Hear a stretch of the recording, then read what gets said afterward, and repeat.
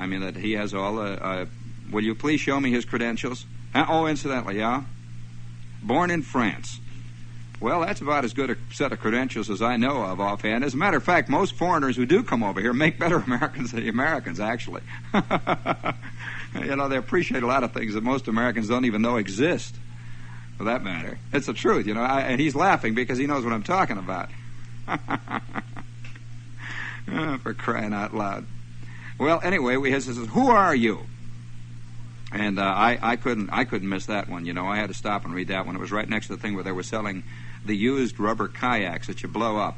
Comes with a pump and the whole business, and it says, who are you? It says, validated proof of personal identification is now available to the public. I mean, you can now be validated. It's now available to the public. Validated proof of who you are is now available to the public. Of course, it's been available to all those guys that are in for a long time, you know, those big shots with the cards that they flash. It says, confirm your identity with a distinctive national identification document. And that's in capital letters. Very official. It says, document is wallet-sized, tamper-proof, plastic, laminated, duplicate furnished, if ever lost. It's a do-it-yourself. And then they go on to say, a do-it-yourself ID card. In other words, you identify yourself. Well, that killed that one right there. There it goes, down the drain with all the rest of the silly stuff. It says it's issued by an exclusive source. You. There's only one other you. Issue your own ID card. We'll laminate it. And, boy, there's nothing more official than lamination. I like to be laminated myself once in a while. On Saturday nights, late, of course. But if there's anyone around here who really knows he's an American, I'd be glad to hear from him, and I'd just like to talk to him. I'd like to reach out and shake his hand, you know.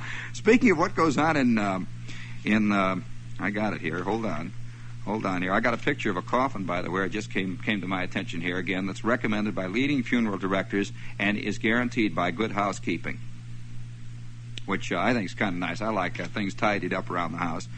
And I also have a note here in case you're interested. Now, you see, what we're trying to do is to get at the basic problem of what we are and who we are and whither goest. Us. You know. It's going to be awful if we found out. Maybe we better quit fooling around. I mean, we'll find out one night, and then where it's going to... I mean, oh, boy. I mean, that would be rotten. I mean, actually rotten. I mean, to really find out the truth, you know. Can't you see? So, here we got a note here from Raleigh, North Carolina.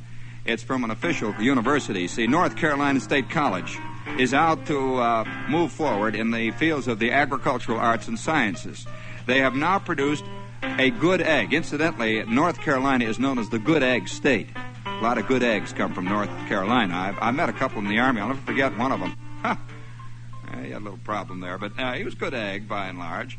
And they do have on their license plate, you know, the good egg state. At a breakfast in Raleigh, North Carolina, the governor of North Carolina will be presented with a supply of eggs. The new North Carolina eggs. Hold it. This is a special bulletin that has just come in.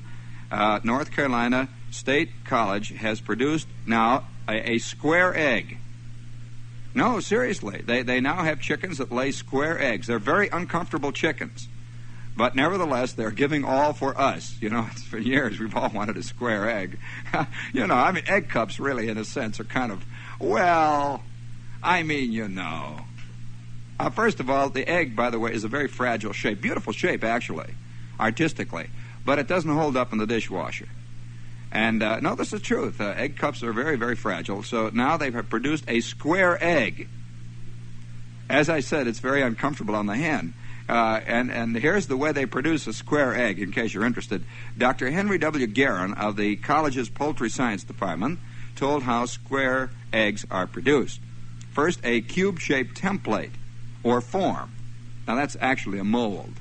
I mean, the template, that's a very highfalutin word for it, but it's a mold, see, of calcium was prepared, and the egg, minus its regular shell, was placed inside. The template was then introduced to the hen. I like the way they say that. Which then produced a square egg. I like the way they put that. It was introduced to the hen. I don't know whether you know anything about, I mean, this is a terrible sound, but what happened is actually, we'll keep that for the next semester. Anyway, the doctor went on to say, she'll put a shell around anything, this hen. Yeah, and then they went on to say, then the scientists then have to remove the cube-shaped egg, quote, because the hen can't lay it properly. That's putting it mildly. All kinds of corners on squares there. Dr. Guerin doesn't believe square eggs will replace the standard varieties soon. Although more convenient for packing and storing, they aren't really as convenient for the hens. And they are not nearly as strong as the regular eggs. Several things. In fact, well, as a matter of fact, there's a delegation of hens now down in North Carolina, and they're raising all kinds of cane. There's an American comes out and says, no. Well, he just says that his qualification is that he is for mother love, for good guys, the Yankees, and against sin. Well, that's fairly good qualifications. However, the new neo-American, however, has a lot of bad things to say about mother love. The neo-American, is in an analysis right now. A good American is an analysis. And, of course, we have just scratched mother love off the list of things that Americans are for. Okay? They are not quite yet determined whether or not mother love does come under the category of apple pie and Coca-Cola and various other things of that type. General Motors, the Yankees, Mickey Mantle, and nice good things like WOR, AM, and FM. And, of course, a good American is always anti-singing commercial. If he's a good American, that You'll is. feel better about smoking with a taste of Kent. You'll feel better about smoking with the taste of Kent. Kent with the micronite filter. Refines away a harsh flavor. Refines away a hot taste. Cigarette ads are presented for historical purposes only. No endorsement of said product. Kent is the best for the flavor you like. Kent is the best for the flavor you like. Yes, for millions, Kent, the cigarette that made the filter famous, is the best because it combines the perfect blend of finest quality tobaccos for true tobacco taste with a free and easy draw of the famous micronite filter. You'll feel better about smoking with the taste of Kent. Kent with the micronite filter. Refines away a harsh flavor. That's a fact. Americans hate singing commercials. You'll feel better about smoking with a taste of Kent. Walk, walk. It's true. They don't like walk, walk. They do not like singing commercials. And interestingly enough, the Europeans dig them. It's a wild thing. I'll tell you this. If you've ever been in Europe and you have not taken along a transistor radio, you have missed one of the most important parts of Europe. Really. Boy, you ought to sit down sometime with Luxembourg radio stuck in one ear. Boy, they have undoubtedly the most uninhibited commercials you ever... Oh, you can't imagine what kind of commercials they got. They're wild. And interestingly enough, almost all of their commercials are made in London. It's intriguing to hear this distinguished sounding. Of course, that's one thing about Americans. We always assume that anyone who has an English accent automatically is distinguished, and is a superb artist, and is very smart. And it's wild to hear them doing these wild, silly commercials. And they do commercials. When I say uninhibited, they do stuff on their radio over there that if we did here in the commercials, if we had a commercial on, 5 minutes after that, the FCC would be down here with tear gas. I mean, blasting the salesmen right out of their cubby holes. Seriously. And of course, the listeners would love it. Which is a sad fact we have to face, We on one hand, we proclaim one thing, and on the other hand, we're all deep down slobs. And it's a terrible problem, have to fight this. But of course, speaking of the business of...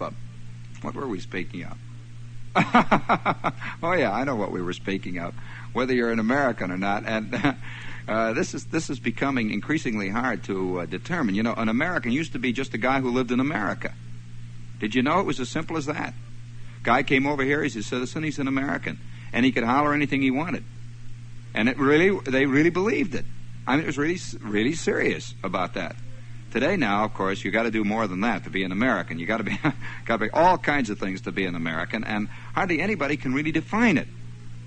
What an American is, and of course, therein lies the great danger. Is the definition. Now, I'm sure that a lot of guys listening out there saying, what is this clown talking about? I'm an American. What is he talking about? Well, I'm not so sure that you're an American according to somebody else's definition. For example, I'm quite sure that a lot of guys who listen to this program are defined as un-American purely because they listen to it. You know, I wouldn't be a bit surprised. Would you, Ed? Fascinating. I mean, by certain people. Now, I'm not saying officially, by certain people. As, for example, most people are described as a nut just because they don't talk the way this nut talks. I mean, there are a lot of different kinds of nuttiness, and most people define nuttiness as the other kind. That took a long time to settle in, didn't it? There, that is what nuttiness is, and I know a guy who hasn't read anything but the Wall Street Journal for 27 years, the Wall Street Journal, and the back pages of TV Guide. So you can see this guy is really hung on some very interesting values. So he spends all of his time talking about the rest of the world as being nuts. And it's intriguing. Now here, for example, here's a wonderful example of what I call dynamic nuttiness in action. In one of the local papers, which happens to be the Democrat Flemington, the Democrat of Flemington, New Jersey, there's a great ad, a series of ads on page 26, August 31st, 1961. And we have come a long way in our long travail, you know, all of us people, crawling up this fantastic pyramid of time, creating this enormous monolith of progress. We're working our way up like a long skein of ants. Do you see progress that way? As a lot of ants crawling up the side of a brick wall? You know, it's like this guy the other day. Did you hear about the guy they caught out in Fairbanks, someplace outside of Alaska? In fact, I've got the article. Did you hear about him? He was a tourist up there in Alaska, see, and he's out there in the wilds, and he gets lost. Well, for about 2 months, he wandered around. They figured he was gone. Well, 2 months he wandered around out there eating berries and bark, and he was heading towards what he figured was home. Well, when they caught him, they found that he was in a direct beeline for the Arctic Circle and nothing. And they put him in the plane, and he fought all the way back. He said they were taking him the wrong way. And it wasn't until 2 weeks later, after they'd poured a lot of water on his head and shot him full of all kinds of glucose and stuff, that he finally conceded they might be right. But then again, sadly enough, he might have been right. He was heading back to something that looks like it's going to turn out to be pretty wild. Although I'm not sure that he thought it out that far. So maybe we're heading towards the Arctic Circle. Man and his rush towards progress. But, you know, we can't be convinced of that till 2 weeks later, after. Yeah, well, anyway, here in the Flemington, the Democrat, see, on page 26 or whatever page it is, there's a great big quarter-page ad by the same company, see. And this company has 2 big ads, exactly the same size, and they are both cheery-looking ads. Each one starts out, ask for our free brochure. Very cheery, see. And the first one on top says, ask for our free brochure about our new utility fallout shelter. Write phone for free brochure with complete sizes and prices. And then right underneath it, it says, write for your free brochure about the new holiday swimming pool. You see, they make it the same way. You just take your choice. It depends on whether you're a conservative or a liberal, which side of the ad you pick.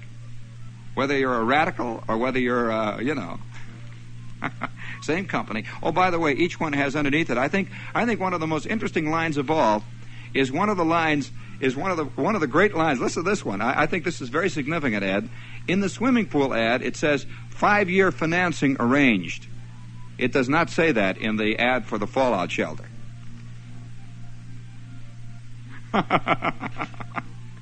Now, of course, one of these ads is for positive thinkers. The other is for thinkers. Well, now, I suppose it's easy to confuse the two. I mean, the two often are confused. You know, speaking of these problems, I the other day I casually mentioned, you probably heard it on the air. Speaking of casual mentions, we're going to have to tell you here that we have with us General Tire tonight. And they're having a big sale down at your General Tire dealer. And if you want to ride on premium quality tires, if you want to go in style, I mean, if you want to be found with good rubber on your wheels, I would suggest that you contact your General Tire dealer, okay? I mean, it would be terrible when they dig you up 4,000 years from now.